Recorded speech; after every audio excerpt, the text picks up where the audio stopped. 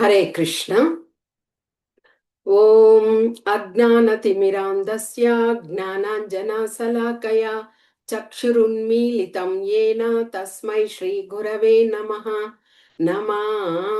ఓం విష్ణుపదాయ కృష్ణప్రష్టాయ భూతలే శ్రీమతే భక్తి వేదాంత స్వామినితి నామినే. నమస్తే సరస్వతి దేవే గౌరవాణి ప్రచారిణే నిర్విశేష శూన్యవాది పాశ్చాత్య దేశతారిణే. జయ శ్రీ కృష్ణ చైతన్య ప్రభో నిత్యానంద శ్రీ అద్వైత గదధర శ్రీవాసాది గౌర భక్త బృంద. హరే కృష్ణ కృష్ణ కృష్ణ హరే హరే హరే రామ రామ రామ హరే హరే. మూకం కరోతి వాచాలం పంగుం లంఘయతి గిరిం యత్కృపతం అహం వందే శ్రీగురుం దినతారణం పరమానందం మాధవం శ్రీ చైతన్య ఈశ్వరం. హరి ఓం తత్సత్. హరే కృష్ణ. ఈరోజు మనము హరినామ చింతామణిలో భాగంగా మనము నామాపరాధాల గురించి తెలుసుకుంటూ ఆ నామాపరాధాల్లో 7వ అపరాధం గురించి తెలుసుకుంటున్నాం.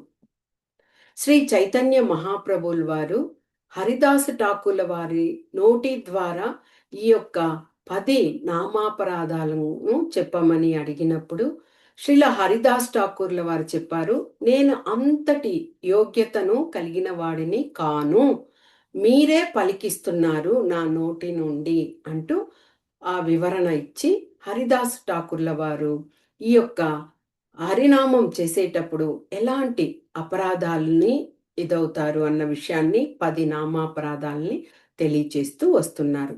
ఈరోజు మనము 7వ అపరాధంగా శ్రద్ధ లేని వారికి హరినామాన్ని ఉపదేశించుట. అంటే ఇంట్రెస్ట్ లేకుండా ఉన్నప్పుడు వారిని మనము నామం చేయండి అని చెప్పడం కూడా అపరాధమే. అంటే తెలియచేయడం మన ధర్మం, హరినామాన్ని జపించండి అని తెలియచేస్తాము. అలాగ తెలియచేసినప్పుడు వాళ్ళు దానిని అర్థం చేసుకొని ఇది భగవంతుని యొక్క నామము, ఈ నామములో ఎంతో శక్తి ఇమిడి ఉంది, ఈ యొక్క హరినామాన్ని జపించడం వలన మనము ఎంతో పాజిటివ్ ఎనర్జీని కూడా పొందుతాము అని ఆ యొక్క వివరణ వాళ్ళు తెలుసుకున్నప్పుడు చేస్తే పర్లేదు. కానీ మనము బలవంతంగా చేయండి, హరినామం చేయండి అని చెప్పడం కూడా, అంటే వాళ్ళకి శ్రద్ధ లేదు కాబట్టి. శ్రద్ధ ఉన్న వారికి మనం ఎన్నిసార్లైనా చెప్పచ్చు. కాబట్టి అలాగా శ్రద్ధ లేని వారికి హరినామం గురించి చెప్పడం కూడా అపరాధం అన్నది ఈరోజు మనము తెలుసుకుందాం. హరిదాస్ ఠాకూర్ల వారు చెప్తూ, అశ్రద్ధదానే విముఖేప్య శృణ్వతి యశ్చోపదేశః శివానామాపరాధః. భావం ఏమిటి అంటే, ఎవరైతే హరినామం యందు శ్రద్ధ లేకుండా ఉంటారో అలాంటి వారికి, ఆ నామాన్ని శ్రవణం చేయకుండా ఉంటారో, అంటే మనం ఇచ్చినప్పుడు ఆ నామాన్ని శ్రవణం చెయ్యాలి, అలాగా శ్రవణం చేయకుండా ఉంటారు. అలాంటి వారికి ఈ పవిత్రమైన నామాన్ని ఉపదేశించడము ఎలాంటిది అంటే, ఆ భగవన్ నామానికే చేసేటువంటి గొప్ప అపరాధం అని ఇక్కడ హరిదాస్ ఠాకూర్ల వారు మొట్టమొదటిగా వివరించడం జరిగింది. అంటే ఆ యొక్క హరినామము అంత పవిత్రమైనది, అంత విశిష్టమైనది. కాబట్టి ఆ హరినామాన్ని మనము ఎప్పుడూ జపిస్తూ తరించాలి. అది మన యొక్క ఈ యొక్క మానవ జన్మ ఎత్తినందుకు మనం చేసుకునేటువంటి సార్థకత. ఇక ఎలాంటి వారు ఈ హరినామాన్ని స్వీకరించడానికి సిద్ధంగా ఉండరు. మనము చాలా విషయాలు తెలుసుకున్నాం. ఎవరు అలాగ ఉండరు అని భగవద్గీతలో 18 అధ్యాయాలు చదివినప్పుడు కూడా మనము తెలుసుకున్నాం. కానీ ముఖ్యంగా ఎలాంటి వారు అంటే వ్యక్తిగత ఆ, భౌతిక ఇంద్రియాల పట్ల తృప్తిని పొందడంలోనే నిమగ్నమై ఉంటారు చూడండి. అలాంటి వారు ఈ యొక్క నామాన్ని ఆశ్రయించరు. వాళ్ళు సిద్ధంగా ఉండరు. ఎందుకంటే భౌతిక విషయాల పట్లే వాళ్ళు అంతటి నిమగ్నతతో ఉంటారు. మనకి భగవద్గీతలో కూడా చెప్పారు కదా, భోగైశ్వర్య ప్రసక్తానం తయాపహృత చేతసాం వ్యవసాయాత్మిక బుద్ధి సమాధౌన విధీయతే. అంటే ఎవరు ఇలాంటి భౌతిక విషయాల పట్ల, సంపద పట్ల, ఐశ్వర్యాల పట్ల అలాగా వాళ్ళు అందులో నిమగ్నమై ఉంటారో వాళ్ళ మనసుల్లో భగవంతుని గురించిన ఆ యొక్క అదే భగవంతుణ్ణి మనసులో లగ్నం చెయ్యాలి అనే ఆ భావనతో వారు ఉండరు అని చక్కగా భగవంతుడు కూడా చెప్పడం జరిగింది. ఇక రెండవది, ఆత్మ కన్నా దేహము లేదా శరీరము గొప్పది అని చెప్పేటువంటి కొంతమంది భౌతికవాదులు ఉంటారు. ఎలాగా? స్థూల భౌతికవాదులు అంటే స్థూల దేహం శరీరం కదా, ఆ శరీరమే గొప్పది, ఆత్మ ఏమి కాదు. అంటే శరీరం మరణించినప్పుడు ఆత్మ కూడా ముగిసిపోతుంది అన్న ఆ వాదంతో ఉండేవాళ్ళు. అలాంటి వాళ్ళు కూడా ఈ నామాన్ని స్వీకరించడానికి వాళ్ళు సిద్ధపడరు. అదేవిధంగా మాయావాద తత్వంతో ఉన్నటువంటి వాళ్ళు కూడా ఈ యొక్క నామాన్ని స్వీకరించడానికి సిద్ధంగా ఉండరు. మనకి భగవంతుడు భగవద్గీతలో తెలియచేసినట్లు 7.15 శ్లోకాల్లో చెప్పారు. ఏమిటి? నన్ను నాలుగురు వచ్చి శరణాగతి పొందరు అని. మనము శ్రద్ధగా హరినామాన్ని జపిస్తున్నాము అంటే మొట్టమొదట మనం చేయాల్సిందేమిటి? భగవంతుని మీద నమ్మకం ఉంచడము, విశ్వాసం ఉంచడం. అంటే ఏమి? నమ్మకము విశ్వాసం అంటే ఏమిటి? ఆయనకు సరెండర్ అవ్వడం, శరణాగతి పొందడం, తల వంచి నమస్కరించి నేను నీ భక్తుణ్ణి, నేను నీ సేవకుడిని అని మనము చెప్పగలిగినటువంటిదే ఆ భావం. మరి నలుగురు ఉంటారు, అలాంటి వాళ్ళు నన్ను శరణాగతి పొందరు అని చెప్పడం జరిగింది 7.15 శ్లోకాలో. నమాం దుష్కృతినో మూఢాః ప్రపద్యంతే నరాధమాః మాయయా ప్రపహృత జ్ఞానాః ఆసురం భావమాశ్రితాః. ఎలాంటి అంటే మూర్ఖత్వంతో ఉంటారు కదా, అలాంటి వాళ్ళు, నరులలో అధములుగా ఉండేటువంటి వారు, మాయ చేత జ్ఞానాన్ని కప్పివేయబడి ఉన్నటువంటి వాళ్ళు, అసుర స్వభావం కలిగిన వాళ్ళు, ఇలాంటి వాళ్ళందరూ నన్ను దరి చేరరు అంటూ భగవంతుడు స్పష్టంగా చెప్పేశారు కదా. కాబట్టి ఇలాంటి వ్యక్తులందరూ కూడా భగవంతుని యొక్క నామాన్ని స్వీకరించడానికి వాళ్ళు సిద్ధంగా ఉండరు. మనకి ఆ భగవంతుని యొక్క నామం అనేది ఎన్నో జన్మల సుకృతం ఉంటే గాని ఆ నామం ఉచ్చరించడానికి మనకు ఆ అనుమతి అనేది భగవంతుని నుంచి పొందలేం మనం. అంతటి జన్మ జన్మలుగా మనము ఇదయ్యి భగవంతుని యొక్క ఆ నామాన్ని సుకృతం వల్ల మనకి అది లభిస్తుంది. ఎందుకు అంటే మనము శ్రద్ధను పొందాము భగవంతుని మీద, ఆ నమ్మకాన్ని ఉంచడం వల్ల మనకు అది లభించింది. దీనినే మనకి భాగవతంలో కూడా తెలియచేస్తూ హరినామం ఉచ్చరించడానికి ఎవరెవరు అలాగా ఉచ్చరించలేరు అనేసి చెప్పే విషయంలో మనకి కుంతి మహారాణి ప్రార్థనలు వచ్చాయి. ఆ కుంతి మహారాణి ప్రార్థనలో 1.8.26 శ్లోకాలు కూడా చక్కగా వివరించి చెప్పడము జరిగింది. జన్మ ఐశ్వర్య శృత శ్రీభీర్ ఏదమానమద పుమాన్ నైవా అర్హతి అభిధాతుం వైత్వాం అకించన గోచరం జన్మ ఐశ్వర్య శ్రుత శ్రీభి ఏదమానమద పుమాన్ నైవా అర్హతి అభిదాతుం వైత్వాం అకించన గోచరం. అకించన, అకించన అంటే సమస్తాన్ని భౌతికంగా త్యజించేసి ఎవరైతే ఉంటారో, అంటే అన్నింటినీ త్యజించి ఉంటారో, వైరాగ్యంతో ఉంటారో, అలాంటి వారు మాత్రమే నిన్ను దర్శించుకోగలరు కృష్ణ అంటూ కుంతి మహారాణి ప్రార్థనలు చేశారనమాట. అంటే ఇందులో ఏమిటి, జన్మ ఐశ్వర్య శృత శ్రీబేర్ అంటే ఉన్నత జన్మము ఉండి లేదా ఐశ్వర్యాలతో సంపదలతో తులతూగుతూ ఉంటే కూడా, లేదా గొప్ప విద్యను డిగ్రీలు అన్ని పొంది ఉంటే కూడా, లేదా గొప్ప సౌందర్యంతో ఉండాలి అనుకొని, అంటే ఇవన్నీ కూడా ఇలాగా ఉండాలి అంటూ, ఎలాగా జీవులంతా కూడా ఇవే మనకి సార్థకత అనే విషయంగా ఉండి పూర్తిగా వీటినే వృద్ధి చేసుకొని ప్రయత్నిస్తూ ఆ యొక్క భౌతిక విషయాలలో ఆసక్తిగా ఉంటారు.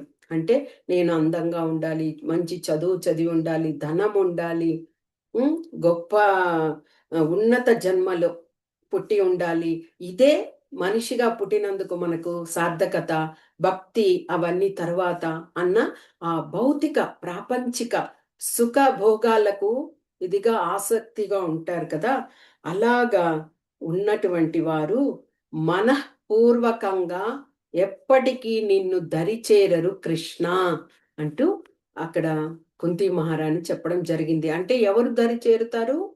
భగవంతునికి శ్రద్ధతో ఉన్నవారు, భగవంతుని మీద ఆ యొక్క విశ్వాసాన్ని పొందినవారు మాత్రమే. అంటే ఇలాగ ఉన్నవారంతా కూడా భగవంతుని నామాన్ని ఉచ్చరించకూడదా, లేకపోతే ఉచ్చరించరా అంటే ఉచ్చరిస్తారు. అందరూ ఎంతో మంది ధనవంతులు ఉన్నారు, ఐశ్వర్యవంతులు ఉన్నారు, మరి చదువుకున్న వాళ్ళు ఉన్నారు, అందరూ కూడా భగవంతుని నామాన్ని జపిస్తూ ఉంటారు.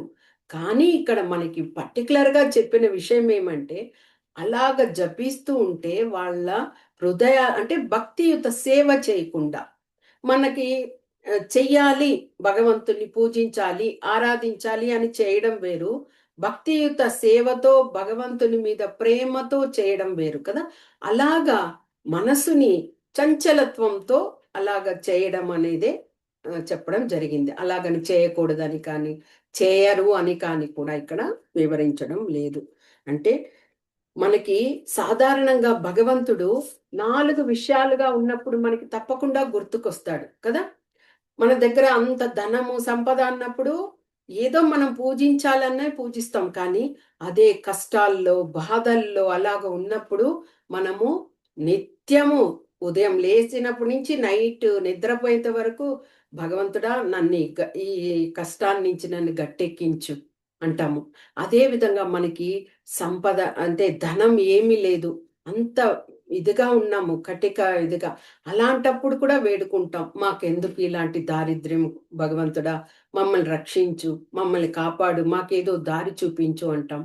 అదే విధంగా కొంతమంది జిజ్ఞాసులుగా ఉంటారు, భగవంతుని గురించి తాము ఎవరు అని తెలుసుకుని ఆ యొక్క విషయంగా ఉంటారు. అలాంటి వాళ్ళు నిత్యము భగవంతుణ్ణి తలుచుకుంటూ ఉంటారు. జ్ఞానులు వాళ్ళు నిత్యం భగవంతుని తలుచుకుంటారు. అంటే ఇలాంటి వాళ్ళంతా కూడా భగవంతుని తెలుసుకోవడానికి, భగవంతుని యొక్క ఆ భగవత్ విజ్ఞానాన్ని తెలుసుకొని భగవంతునితో ఆ కనెక్టివిటీగా ఉండడానికి కూడా ప్రయత్నిస్తారు. కానీ మనం ఇది వరకు చెప్పుకున్నట్లు వాళ్ళందరూ అంటే ఆ భౌతిక విషయాల పట్ల ఆసక్తి ఉన్నవారు, వాళ్ళు ఎప్పటికీ కూడా భగవంతునికి దరిచేరడానికి ప్రయత్నించరు. ఆ విధంగా అనుకున్నప్పుడు మరి ఇంతసేపు చెప్తూ వస్తున్నాం శ్రద్ధ శ్రద్ధ శ్రద్ధ అని. మరి శ్రద్ధ అంటే ఏమిటి? ఏమిటి శ్రద్ధ అంటే, మనము ఎప్పుడైతే భగవంతుని నామాన్ని ఆశ్రయిస్తామో అప్పుడు అలాగ ఆశ్రయించడం వల్ల ఏమనుకుంటాము, మనకి అన్ని మంచి జరుగుతాయి, శుభప్రదమైన విషయాలుగా ఉంటుంది, ప్రతి నిత్యము మనం ఆనందంతో ఉంటాము అని విశ్వసించడం, అదే శ్రద్ధ అని మనకు ఇక్కడ చెప్పబడుతుంది.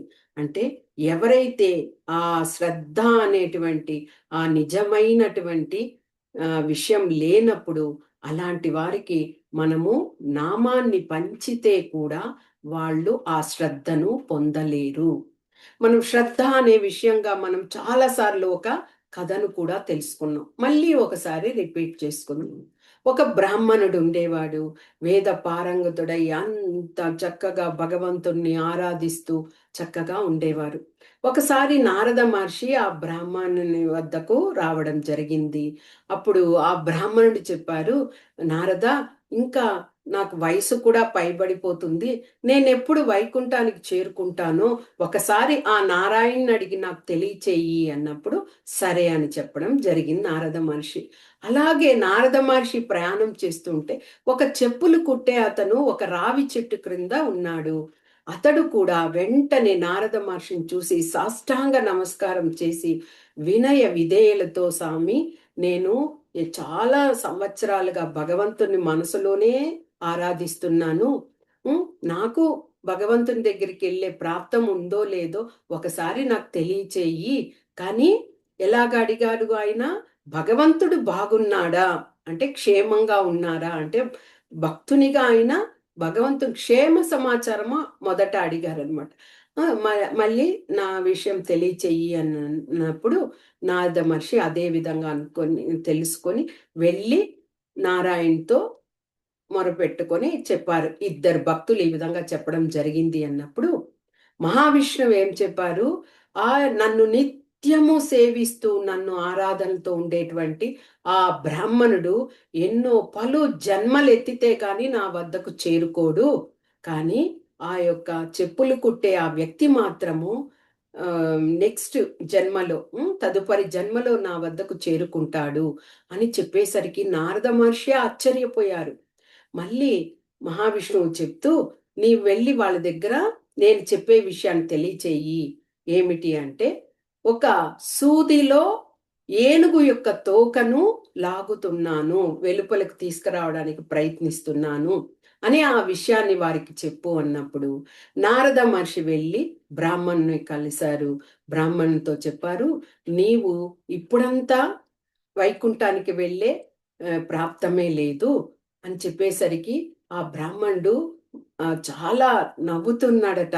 అంటే నేను ఎంత గొప్ప పండితుడిని, నాకు ఇంకా ఆ యొక్క ఇది విముక్తి దొరకలేదా నాకు ఈ ప్రపంచం నుంచి అంటే అప్పుడు నారద మహర్షి ఆ కథను చెప్పారు. ఆ సూదిలో ఏనుగు యొక్క తోకను తీస్తున్నారు, దీనికి అర్థం చెప్పు అన్నప్పుడు ఆ బ్రాహ్మణుడు నవ్వుతూ, ఇదంతా ఒక విషయమా, అసలు భగవంతుడేంటి ఆ యొక్క సూదిలో ఆ ఏనుగు తోకను తీయడము అంటూ హేళన చేస్తూ నవ్వి ఊరుకున్నాడట.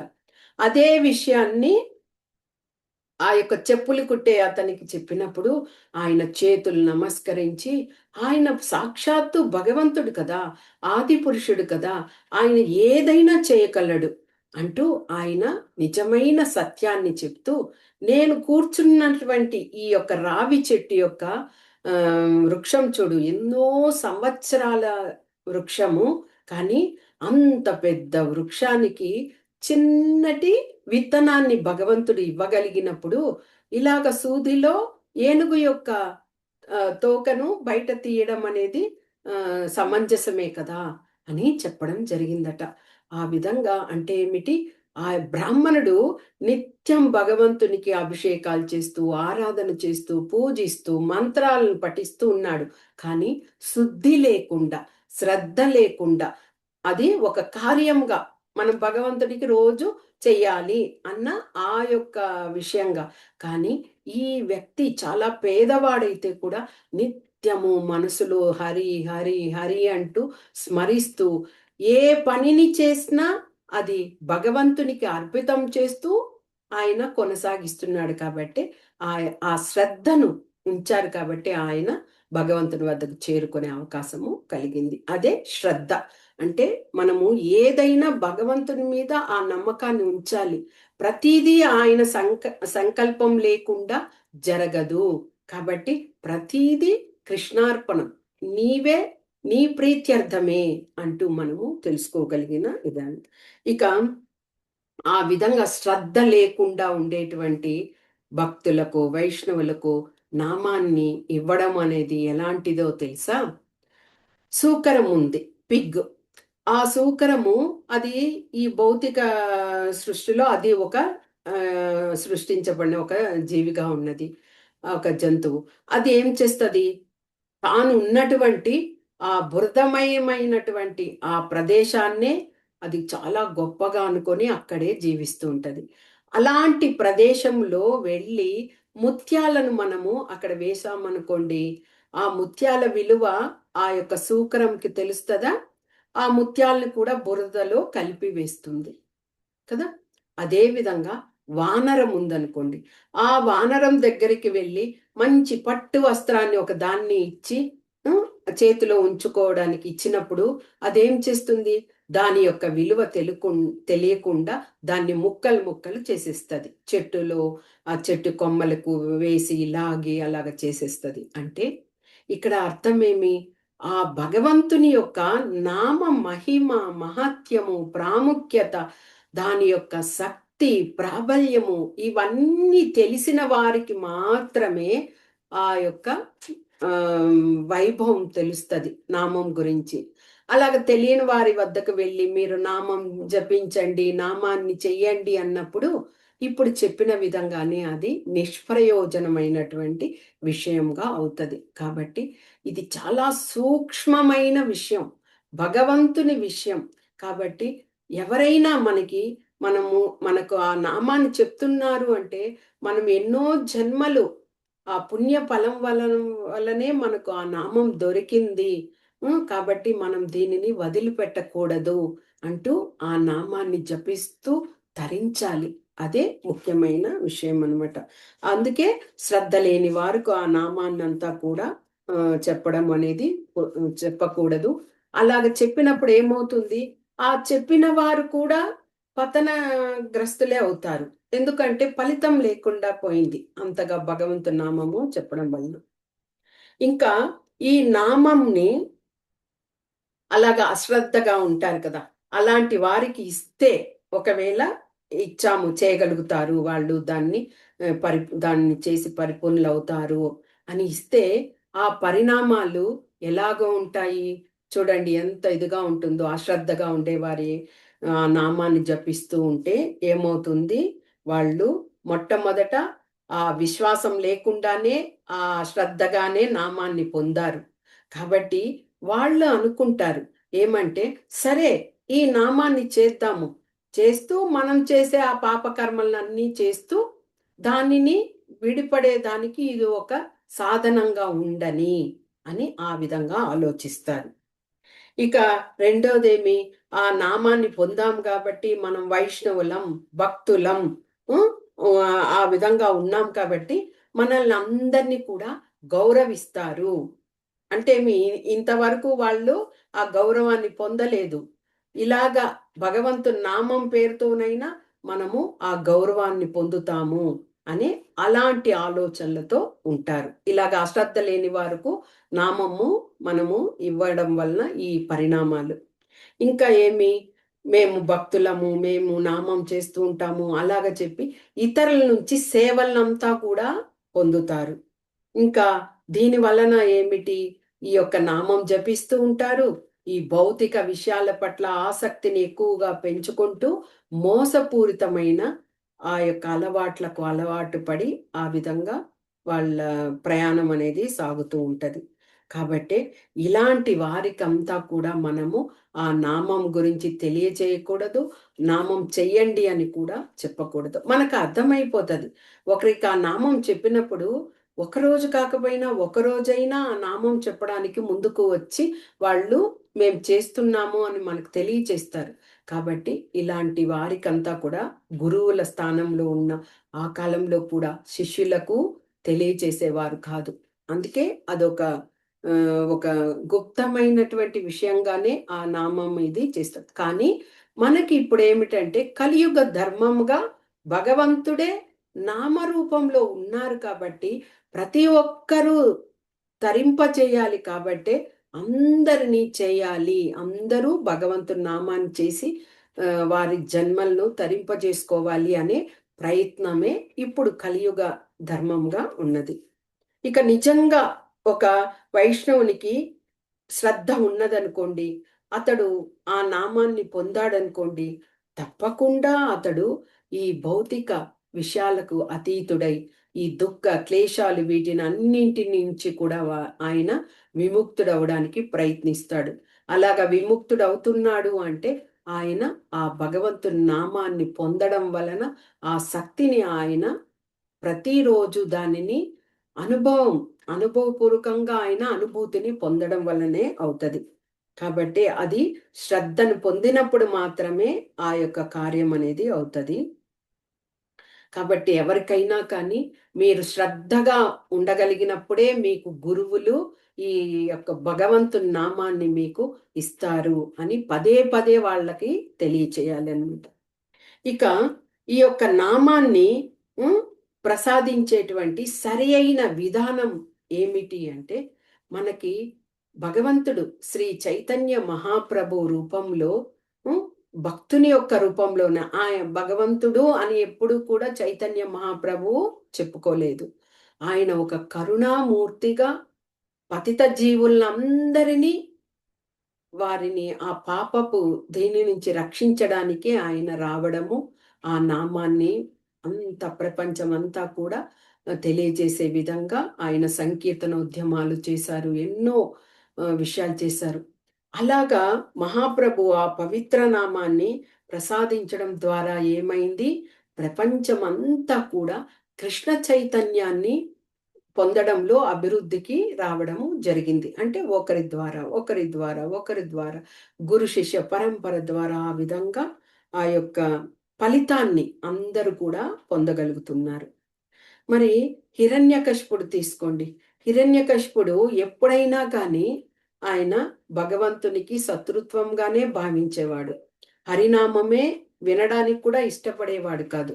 కానీ అలాంటి హిరణ్యకశిపుని కుమారునిగా ప్రహ్లాదుడు నిత్యము ఓం నమో నారాయణ అంటూ భగవంతుని యొక్క నామాన్ని నిత్యము స్మరిస్తూ తండ్రి ఎన్ని కష్టాలు పెట్టినప్పుడు కూడా ఆ నామం జపించడం వల్లనే ఆ యొక్క కష్టాలు దుఃఖాలను అన్నింటిని నుండి విముక్తుడయ్యాడు.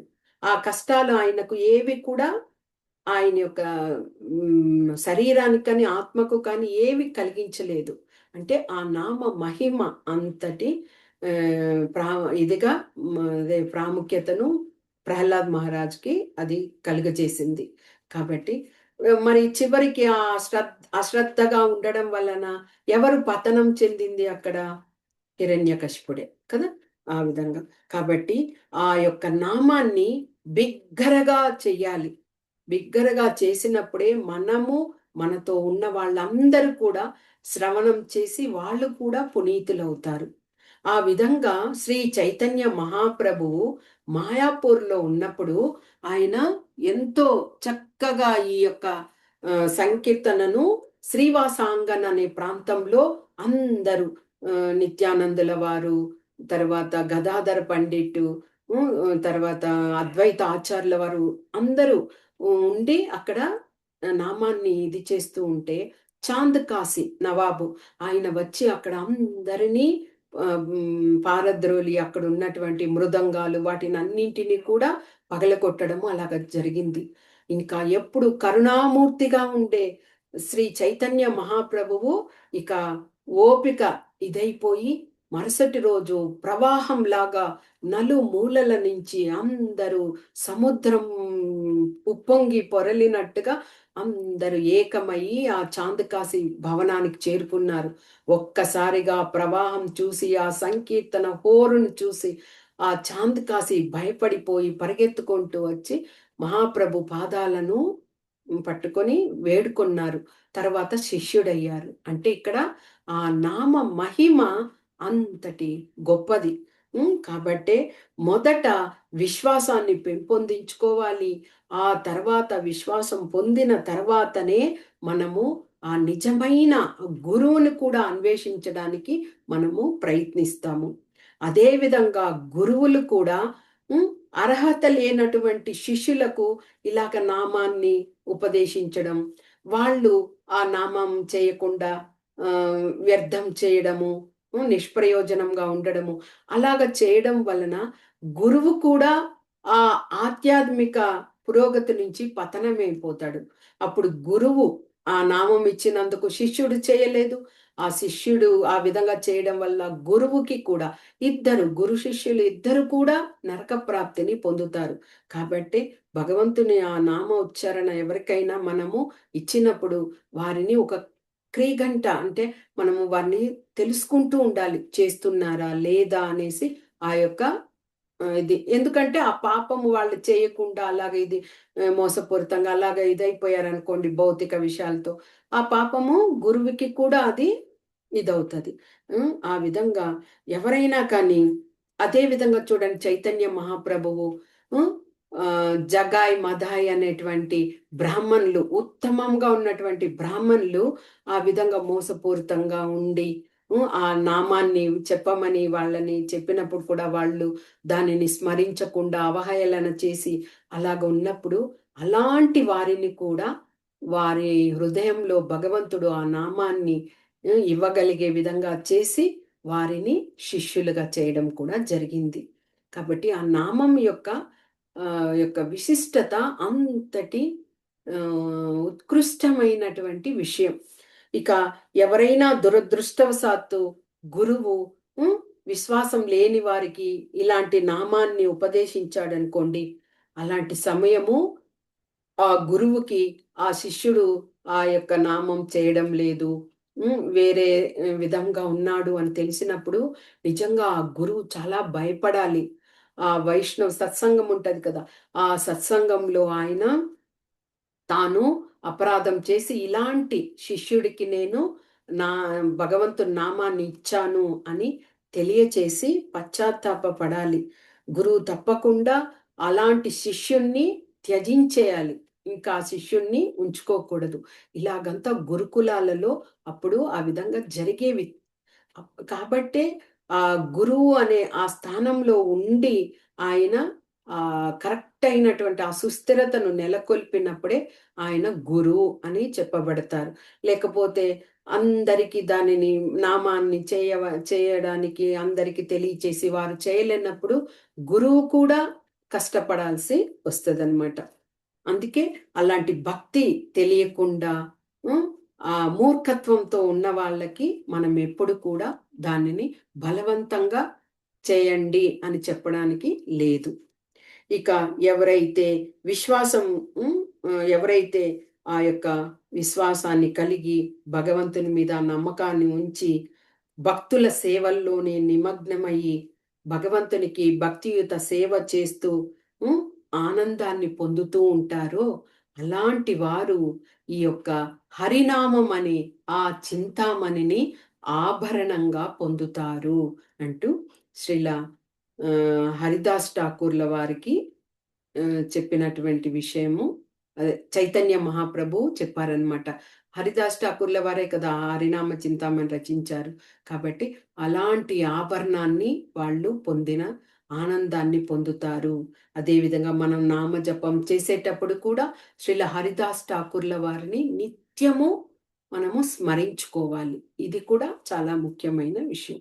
ఈ యొక్క నామ భగవంతుని యొక్క నామాన్ని ఎవరైతే శ్రద్ధను కలిగి ఉంటారో అలాంటి వారికే తెలియచేసి మనం కూడా భగవంతునికి ప్రియులము అవుదాం. ఓకే. హరే కృష్ణ. వాంఛా కల్పతరుభ్యశ్చ కృపా సింధుభ్య ఏవ చ పతితానాం పావనేభ్యో వైష్ణవేభ్యో నమో నమః. హరే కృష్ణ.